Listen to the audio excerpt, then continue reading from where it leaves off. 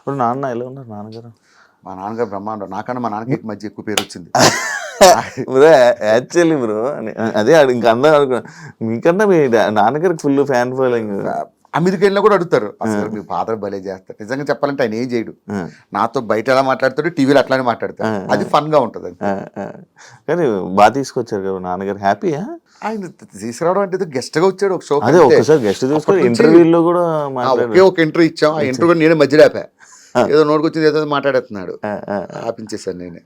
ఇప్పుడు నాన్నగారు వాళ్ళందరూ హ్యాపీ భయ్య. దేవుడి దేవాళ్ళు ఏంటంటే నేను బాగుంటే వాళ్ళు బాగుంటారు. ఇప్పుడు నేను కష్టపడి పనిచేసి వాళ్ళని బాగా చూసుకుంటున్నా, అది దేవుడిచ్చిన అదృష్టంగా భావిస్తా. జబర్దస్త్లో ఎంతమంది వచ్చినా బ్రో రోజా గారు నాగబాబు గారు అనేది ఆ కాంబినేషన్ ఉన్నప్పుడుది బాగుండే. అసలు రోజా గారు నాగబాబు గారు ఉన్న రోజుల్లో మేము చేయడం మా అదృష్టం. ఆ రోజుల్లో చేశాం కాబట్టి మాకు ఇంత పేరు వచ్చింది. మీ మీ మీ అదృష్టం, మా అదృష్టం. అది వాళ్ళు అదొక దాన్ని ఏమంటారు అద్భుతాలు అంటారు చూసారా, అదొక అద్భుతం అంతే. వాళ్ళిద్దరూ జడ్జిలుగా ఉండడం, ఆ టైంలో నేను టీమ్ లీడర్గా చేయడం. బ్రో మీలో మీకే సపోర్ట్గా ఉండరు అంటే ఏదైనా ఒక కష్టం వచ్చినా ఏదైనా వచ్చినా మీ వాళ్ళు మీకే సపోర్ట్గా ఉండరు అని నేను విన్నా. అది ఎంతవరకు? మా దాంట్లో కొంతమందికి ఏదైనా ప్రాబ్లం వచ్చినప్పుడు అందరూ సాయం చేస్తారు. అది ఉన్నది, ఇప్పటికీ ఉంది. ఏదైనా ఎవరికి ఏదైనా అయితే వాట్సాప్ గ్రూప్ ఉంటుంది, ఆ గ్రూప్లో పెడతారు. ఎవరికి తోచినంత డబ్బులు వాళ్ళు వేయడం. ఈ విషయంలో గెటప్ శ్రీను అండ్ మన అదిరేబి వీళ్ళిద్దరూ ముందు ఉంటారు. వీళ్ళిద్దరూ మంచి కోఆర్డినేటర్స్. ఎవరికి ఏ కష్టం వచ్చినా వాళ్ళు రెస్పాండ్ అవుతారు. దాన్ని బట్టి అందరూ. మా చంటిని ఎందుకు వదిలేశారు బ్రో? చంటిని వదిలేశారంటే అంటే ఎవరు నన్ను పట్టించుకోలేదని చెప్పారు, ఒక్కడు రాలేదు నా దగ్గర. విషయం నాకు పాము గరిచింది, నాకు తెలుస్తుందా నొప్పి నీకు తెలుస్తుందా? నాకే కదా తెలుస్తుంది. నేను చెప్తేనే నీకు తెలుస్తుంది. ఆయన ఎవరికి చెప్పలేదేమో, ఇంటర్వ్యూలో చెప్తే ఎట్లా తెలుస్తుంది? మీకేం తెలుసు? చంటి గారికి మేము అందరం సాయం చేసాం లేదు, మాకు తెలుస్తుంది. ఆయన ఏదో ఫ్రస్ట్రేషన్. మా గురువు గారు లాంటి వాళ్ళు. చంటి గారు ఆయన ఏమన్నా మేము పట్టించుకోం. మేమే కాదు జబర్దస్త్లో ఎవరు పట్టించుకోరు. ఎవరైనా బయటకు వచ్చిన వాళ్ళు తిడుతూ ఉంటారు. ఎందుకని? ఎవరు తిడుతుంటారు అంటే టీంని సపోర్ట్ ఉండదు ఏముండదని ప్రతి ఒక్కరు. ఏం కాదు, అంటే రాలేదు కాబట్టి అలా మాట్లాడుతున్నాం. లేదు లేదు లేదు, మీరు జబర్దస్త్లో ఎవరైనా అడగండి. ప్రసాద్ అన్న కష్టం వచ్చినప్పుడు అందరూ రెస్పాండ్ అయ్యాం. ఎవరు కష్టం అప్పుడు ప్రసాద్ అన్న కష్టం వచ్చినప్పుడు అందరూ రెస్పాండ్ అయ్యాం. ఎవరికి కష్టం వచ్చినా మినిమం రెస్పాండ్ అవుతాం. ఇప్పుడు రామ్ ప్రసాద్ మీరు వైజాగే కదా, ఇంకెవరు ఉన్నారు ఆర్టిస్టులు? వైజాగ్ నేను, రామ్ ప్రసాద్, అప్పారావు గారు, తర్వాత ఇంకొక ఆయన ఉన్నారు చంద్ర టీంలో. మీకు మీరు సపోర్ట్ చేసుకుని వచ్చుకున్నారా? అసలు ఇక్కడికి వచ్చేది వచ్చింది వాళ్ళు వైజాగ్ అని. రామ్ ప్రసాద్ అయితే మా ఏరియాలో ఉండేవాడు. చిన్నప్పటి నుంచి ఎప్పుడు ఇద్దరు మొఖాలు చూసుకోలేదు. ఇక్కడికి వచ్చే ఏరియా అంటే ఇలా వైజాగ్ గొల్లలపాలెం అన్నాడు. మా పక్కనే డాబా గార్డెన్స్ అన్నాడు. అవునారా అన్నాడు. ఇద్దరు ఒకరు తెలియదు. ఇక్కడికి వచ్చాక పరిచయం అయ్యారు. ఇప్పుడు మంచి ఫ్రెండ్స్. కానీ ఇప్పుడు ఆర్టిస్టులు ఎవరు ఏం చెప్పరు. ఆర్టిస్టులు అంతే, అదొక కులం, అదొక మతం. ఎందుకు ఇప్పుడు బయటికి రావు నువ్వు? నార్మల్గా తిరగవు అంటే నేను ఎప్పుడు చూడలేదు. నేను మీ వాళ్ళందరినీ చూసాను, మా వాళ్ళందరితో కలిసి తిరిగాను, అందరు తిరుగుతుంటాను. అసలు ఆ లైఫ్ కి చాలా దూరం బ్రో. సెలబ్రిటీ మా వాళ్ళందరినీ చూసి అలాంటి లైఫ్ బ్రతకూడదని చాలా సింపుల్ లైఫ్. ఈవెన్ మా ఇంట్లో పప్పులు అయిపోయినా, ఉప్పులు అయిపోయినా, ఏదైపోయినా ఉదయం నుంచి లెగిస్తే సాయంత్రం వరకు ఇదే పని. పిల్లలకి ఏం కావాలి, ఇంట్లోకి ఏం కావాలి, ఇదేం కావాలి, ఇదే లైఫ్. అయితే ఒకటి బయటికి వెళ్ళి ఈవెంట్లు చేసుకుంటా, లేకపోతే ఫ్యామిలీతో స్పెండ్ చేస్తా. ఇవి రెండు తప్ప నాకు వేరే ప్రపంచం తెలియదు. First work, second family. మీరేమో ఇలా మంచిగా మాట్లాడుతున్నారు. మన బయటలేమో ఇండస్ట్రీ వాళ్ళకి అసలు పిల్లల్ని ఇవ్వకూడదు, పెళ్ళిళ్ళు చేయకూడదు అని చెప్పి సమస్య నా మీద ఎట్లా ఉంటుంది? ఎదవలు ప్రతి దిక్కలా ఉంటారు. కానీ దాన్ని ఏదో అంటారు అంటే అమ్మాయిలకు అవకాశాలు కావాలంటే అడిగారు. అది మన సినిమా ఇండస్ట్రీని బ్లేమ్ చేస్తాం. ఎక్కడ ఆఫీసుల్లో లేవా, లేకపోతే ఎక్కడ ప్రతి సంస్థలో ఉంటుంది ఇది. సినిమా ఇండస్ట్రీ ఏంటంటే కొంచెం తేరగా దొరుకుతుంది, ఎవరు రెస్పాండ్ అవ్వడు కదా, అందుకే మనం రుద్దుతారు. మనకి పిల్లలు ఏమని అంటారు, మనతో ఫోటోలు దిగుతారు, మనతో ఇది చేస్తారు, అది చేస్తారు. పిల్లలు ఇచ్చేసరికి సినిమా ఇండస్ట్రీ అంటే ఏమో డిఫరెంట్ గా చూస్తారు కదా. అలాంటి ఇబ్బందులు పడ్డావా అని అదృష్టం ఏంటంటే పెళ్ళి అయ్యాక వచ్చాను. లేకపోతే నేను ఇలా మిగిలేమని బ్యాచులర్. అది ఇంతనేమో ఇంకా లేదు అయిపోద్దిలే. నేను చెప్పాను కదా నెక్స్ట్ ఇయర్ కల్లా అయిపోద్ది. నిజంగా నేను ఒక మాట అనేది మిస్ అవ్వదు. బ్రో మిమిక్రీ ఎలా బ్రో అది? Mimicry God gift bro. ఎలా అంటే దానికి మనం ఏం లేదు. అంటే నువ్వు కావాలని చేసావా?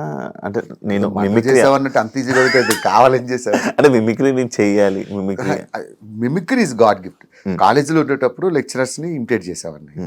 అలా సినిమాలు చూసి హీరోని అంటే అన్నీ చేయలేను, ఏదో ఒక 4-5 వరకు బాగా చేయగలను అంతే. మహేష్ బాబుది మహేష్ బాబు గారిది చేస్తా, చిరంజీవి గారిది చేస్తా, చాలా వరకు చేస్తా. ఆయన మూవీ కూడా డబ్బింగ్ చెప్పేవారు. వన్ సినిమాకి మొత్తం ట్రాక్ చెప్పా. అది వాయిస్ వినబడలేదు, డైలాగ్స్ చూస్తూ సినిమా అంతా మ్యాచ్ చేసుకెళ్ళా ఒక 5 రోజులు కష్టపడి. అంటే నువ్వు జస్ట్ నార్మల్ డబ్బింగ్ ఇచ్చా? సేమ్ యాస్టీ చెప్పేసా. ఆయన వచ్చి షాక్ అయ్యాడు. ఎవరు చెప్పారంటే ఫలానా భాస్కర్ అని చెప్పాడు. ఆయన షాక్ అయ్యి తర్వాత ఆయన చెప్పారు. కలిసారా, మాట్లాడారా? ఆ అదృష్టం ఒక్కసారి ఫోటో దిగాను అంతే, అక్కడ వేరే షూట్లో. దొరకలేదు అటువంటి అదృష్టం. మై ఫేవరెట్ హీరో, చిన్నప్పటి నుంచి చాలా ఇష్టం. మహేష్ బాబు గారు, కృష్ణ గారి ఫ్యాన్, తర్వాత మహేష్ బాబు ఫ్యాన్. వస్తుంది దేనికైనా టైం వస్తుంది చెప్పాగా. నార్మల్గా భాస్కర్ అంటే జబర్దస్త్లోకి వచ్చాక కూడా బ్రో, బుల్లెట్ భాస్కర్ కొంచెం డౌన్ఫాల్ అయ్యి మధ్యలో కొంచెం డౌన్ అంటే జనాల నుంచి వాటి నుంచి కొంచెం దూరం అయ్యి డౌన్ అంటే ఫేమ్ పరంగా కొంచెం జనాలు దూరం అయ్యారు. ఎందుకు, రీజన్ ఏంటి బ్రో? అట్లా ఏం ఉండదు బ్రో. నాకు ఒక విషయం చెప్తా సీరియస్గా. నీ పేరేం పేరు ఇప్పుడు? శివ. యాంకర్ శివ. రేపు పొద్దున్న మెగాస్టార్తో చిరంజీవి గారితో సినిమా చేసావు. సినిమా పెద్ద బ్లాక్ బస్టర్ అయింది. నిన్ను యాంకర్ శివ అంటారా, శివ 2 అంటారా? యాంకర్ శివ పేరు ఒకసారి వస్తుంది, దాన్ని కాపాడుకుంటూ వెళ్ళాలి తప్ప డౌన్ఫాల్ హైఫాల్ మనం ఏమైనా పెద్ద పెద్ద హీరోలు ఓ సినిమా ఫ్లాప్ అయితే సినిమా డౌన్ఫాల్ స్టార్ట్ అవుతుంది. చిన్న ఇండస్ట్రీ కదా బ్రో. ఏం కాదు, వన్స్ పబ్లిక్ మనసులో పేరు వచ్చిందంటే అది జీవితాంతం ఉంటుంది. దాన్ని మంచిగా కాపాడుకుంటూ వెళ్ళిపోవడం. కానీ ఇప్పుడు బయట ఎప్పుడు వినలే ఇలాంటివి, అసలు పట్టించుకోను. మామూలుగా పట్టించుకోవాలి, అస్సలు పట్టించుకోను. నా లైఫ్ నా ఇష్టం, నాకు నచ్చినట్టు బతుకుతా అంతే. ఎవరి మాట విన్ను, ఎవరిని ఖాతరు చేయను. ఈ విషయం మా జబర్దస్త్లో ఎవరడినే చెప్తారు, నేను అసలు పట్టించుకోను. ఇప్పుడు బెట్టింగ్ యాప్స్ మీద మీకు ప్రమోషన్స్ వచ్చాయా చేయమని ఎప్పుడైనా? ఏమయ్యా, నాకు ఛానలే లేదు, ఇన్స్టాగ్రామ్లో అకౌంట్ లేదంటే, వీడియో చేసి పెళ్ళి అవ్వలేదంటే మీ ఆవిడ వంట ఏం చేస్తుంది మంచిగా అని అడిగినట్టుంది. ఇప్పుడు నార్మల్గా ఫేమ్ ఉన్న పర్సన్స్కి ఛానల్ ఏం అవసరం లేదు, వీడియోలు చేసేసి ఇచ్చేస్తే చాలు. నేను అలా మీ దాంట్లో కొంతమంది చేసి ఉన్నారు. నేను చేస్తాను. ఎలాంటి వాటికి తెలుసా అన్న, నేను ఇక్కడ టీ షాప్ పెట్టుకున్నాను, నాకు బయట ఇవ్వమని అన్నట్టు వాడికి ఇస్తా. అన్న ఇక్కడ చిన్న హాస్టల్ పెట్టుకున్నాను, వాడికి ఇస్తా. ఎందుకు ఇస్తానంటే, అరే నా వల్ల కనీసం ఒక కస్టమర్ వాడి దగ్గరికి వచ్చినా ఐ ఫీల్ వెరీ హ్యాపీ. ఇటువంటి బెట్టింగ్ యాప్స్ అనేది అది మనం అలాంటివి చేయలేం. దాన్ని చేయడం అంటే అంత దరిద్రం ఇంకోట్లేదు. అదే ఇప్పుడు నేను ఒక పాయింట్ ఒక కామెంట్కి సంబంధించి నేను ఒకటి తీసుకున్నా. అదేంటంటే జబర్దస్త్ నటుల్ని ఇండస్ట్రీ తక్కువగా చూస్తుంది, కావాలనే అవకాశాలు ఇవ్వడం లేదు అని అంటే దానికి ఆన్సర్ ఏమిస్తావు? అది వాడి అభిప్రాయం, మన అభిప్రాయం ఏం లేదు. అలా అవకాశాలు ఇవ్వకపోతే ఆది ఎలా వెళ్తాడు, గెటప్ శ్రీని ఎలా వెళ్తారు, చంద్ర వెళ్తారు, వీళ్ళంతా సినిమాలో చేస్తున్నారు కదా.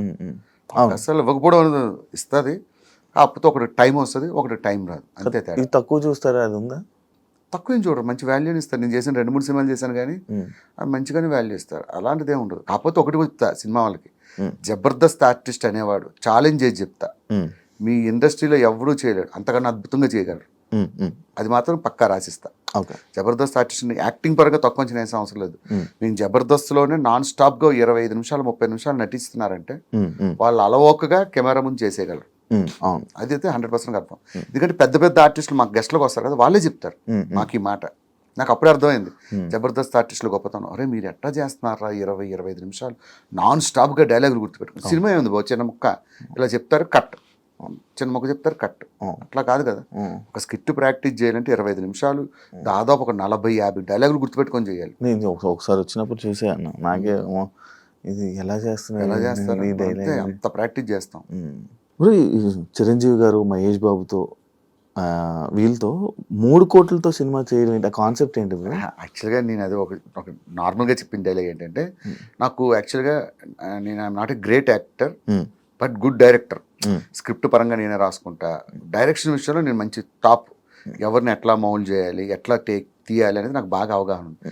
నా టార్గెట్ ఏంటంటే రేపు పొద్దున ఏదైనా సినిమా డైరెక్షన్ ట్రయల్స్లో ఉన్నా, రేపు పొద్దున ఒక సినిమా తీసిన ఒక 3 నుంచి 5 కోట్లు సినిమా తీయాలి, అదొక 100-200 కోట్లు 100 కోట్లు వచ్చేంత సినిమా తీస్తా. 3 నుంచి 5 కోట్లు ఎందుకంటారంటే సినిమా క్వాలిటీ, లేకపోతే దాని షార్ట్ ఫిల్మ్ అంటారు. సో ఆ క్వాలిటీ పెట్టి సినిమా తీసి 5 కోట్లు ఒక 100 కోట్లు కొట్టే సినిమా తీయాలని నా టార్గెట్. ఫ్యూచర్లో కూడా అంతే. చిరంజీవి గారిని పెట్టా నేను 5 కోట్ల సినిమా తీస్తా. నువ్వు చిరంజీవి సినిమాని వస్తావా, సినిమాకి చిరంజీవి 100 కోట్లు పెట్టాడని వస్తావా? అంతే చాలు.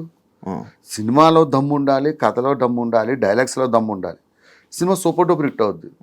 అంతేగాని చిరంజీవి గారు 100 కోట్లు సెట్ వేసి ఒక ఫైట్ చేశారంటే ఫైట్ కోసం వెళ్తాను. నా టార్గెట్ చెప్తున్నా, నా ఫ్యూచర్. రేపు ఉదయం ఫ్యూచర్లో నేను డైరెక్టర్గా సక్సెస్ అయినా కూడా వీళ్ళతో కూడా అలాంటి బడ్జెట్లో సినిమా తీయాలని నా కోరిక. అంతే. మీ డైరెక్షన్ ఇష్టం? చాలా ఇష్టం. మరి నేను జబర్దస్త్ చేసేది అదే కదా. అదే మరి ఎందుకు బ్రో బయట ఏం చేయలేదు? ఒక డైరెక్షన్ చేయాలని లేదా? లైక్ మన వేణు ఉంది, చెప్పాను కదా, ఇండస్ట్రీలో ఎవరికైనా దేనికి నువ్వే 5 సంవత్సరాలు 6 సంవత్సరాలు ఎంత స్ట్రగుల్స్ పడ్డావో నాకు తెలుసు. దేనికైనా టైం వచ్చినప్పుడు ప్రతిదీ దేవుడు పెడతాడబ్బా. అది పెట్టేంత వరకు నువ్వు ఎంత పరిగెత్తినా అవ్వదు.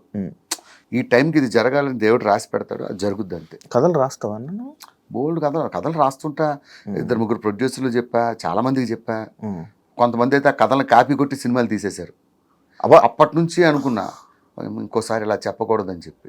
చాలామంది పేర్లు చెప్పను, మళ్ళీ వాళ్ళు హట్ అవుతారు. నేను చెప్పిన కథలు విని సేమ్ చిన్న చిన్న చేంజెస్ చేసి సినిమాలు తీసేసుకున్నారు. ఆ 2-3 సినిమాలు హిట్ అయ్యాయి. అప్పటి నుంచి అనుకున్నాను, కనిపించిన ప్రతి ఎదోకి కథలు చెప్పకూడదురా బాబు, ఈసారి పక్కాగా ఒక జెన్యూన్ ప్రొడ్యూసర్ నమ్మకమైనట్టు దొరికితేనే చెప్పాలని చెప్పి డిసైడ్ అయ్యాగా. అంటే ఇప్పుడు ఇండస్ట్రీలో జరిగే ఫేక్ సినిమాలు స్టోరీలు అంటే ఇది మా కథ ఇది మా కథ అని అంటారు, అంటే నిజమే అది? నిజం. మరి నేను చెప్తున్నాను ఎగ్జాంపుల్, నేను చెప్పింది తీసి అటు ఇటు మార్చి తీసేసాడు వాళ్ళ సినిమాలు. మనకు అట్లాంటి లేదు. మన క్రియేటర్ ఇప్పుడు ఎలా ఉండాలంటే where there is creativity there is no end.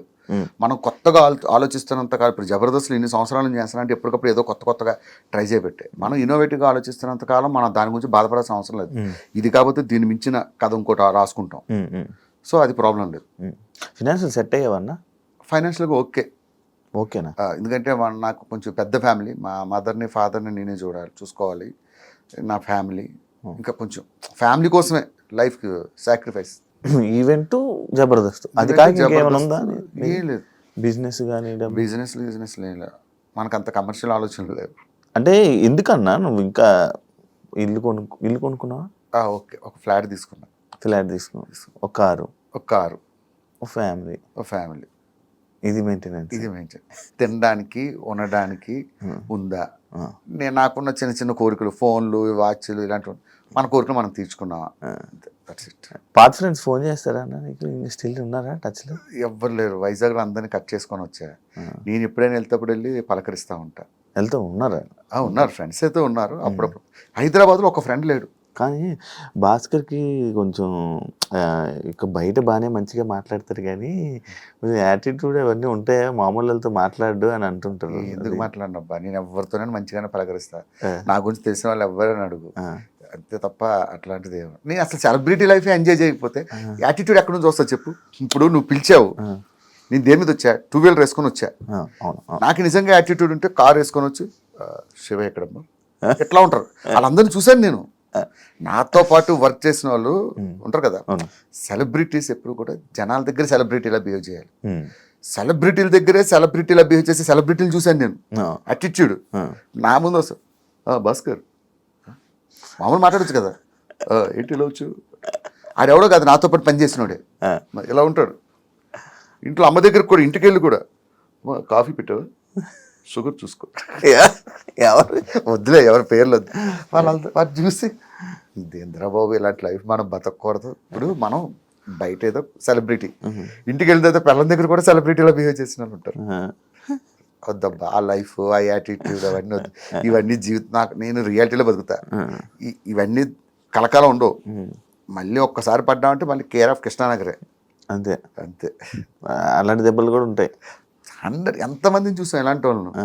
ఇలాగ విర్రవీగుతారు, కొంచెం తేడా డౌన్ఫాల్ వచ్చి స్టార్ట్ అయిందంటే మళ్ళీ శకలక్ శంకర్ ఏమైపోయాడు? శకలక్ శంకర్ వచ్చాడుగా మళ్ళీ, మన జబర్దస్త్కి వచ్చాడు, 2 ఎపిసోడ్లు చేశాడు, వెళ్ళిపోయాడు. కాదు మంచి ఉండే గ్రాఫ్ సడన్ గా అసలు పేరు కూడా వినపడకుండా అయిపోయింది. ఎందుకంటావు అన్న నార్మల్గా? మీకు ముందే చెప్పా, వేరే ఒకటి గురించి నేను మాట్లాడు. కాదు, నీకు మంచి పరిచయం కదా అన్న. నాకు పరిచయం ఉందంటే చెప్పాను కదా. ఇప్పుడు నీకు ఒక విషయం చెప్తా చూడు, అందరినీ సాటిస్ఫై చేయడం దేవుడి వల్లే కాలేదు. మనం ఏం చెప్తాం వాడి గురించి, ఎవరి లైఫ్ వాళ్ళ ఇష్టం. గుర్తుపెట్టుకో, ఇప్పుడు బాధపడ్డా నేను నీ దగ్గరికి వచ్చి? ఎప్పుడు బాధపడలేదు. ప్రతి వాడికి దేవుడు మంచి లైఫ్ ఇస్తాడబ్బా. అది ఎవడవని, పేదోడవని గొప్పోడవని, ప్రతి వాడికి దేవుడు మంచి లైఫ్ ఇస్తాడు. పుట్టించడం మంచిగానే, మంచి లైఫ్ తోనే పుట్టిస్తాడు. ఎవడి లైఫ్ వాడు చెడగొట్టుకుంటాడు అంతే మధ్యలో. ఇది పాత క్వశ్చన్, చాలా పాత క్వశ్చన్ మీ జబర్దస్త్ గురించి. నాకు నీకు ఇంటర్వ్యూ ఇవ్వాలంటేనే ఇది. అందుకే నేను ఫస్ట్ పాయింట్ ఏం చెప్పానంటే, వేరే వాళ్ళ గురించి మాట్లాడను. మనం ఒక మాట అన్నాం అనుకో, వాడు ఒకటి మాట్లాడతాడు. అసలు వేరే వాళ్ళ గురించి మాట్లాడకూడదు. మనం మన గురించి మాట్లాడే సోర్స్ అవతలకి ఇవ్వకూడదు. ఇచ్చామంటే మందే తప్ప. వాడు ఎలాగంటాడు, ఆ రోజు నువ్వు ఇలా ఇంటర్వ్యూ చెప్పావు అందుకే నీ గురించి ఇలా అన్నానంటాడు. అంత స్కోప్ ఇవ్వద్దు.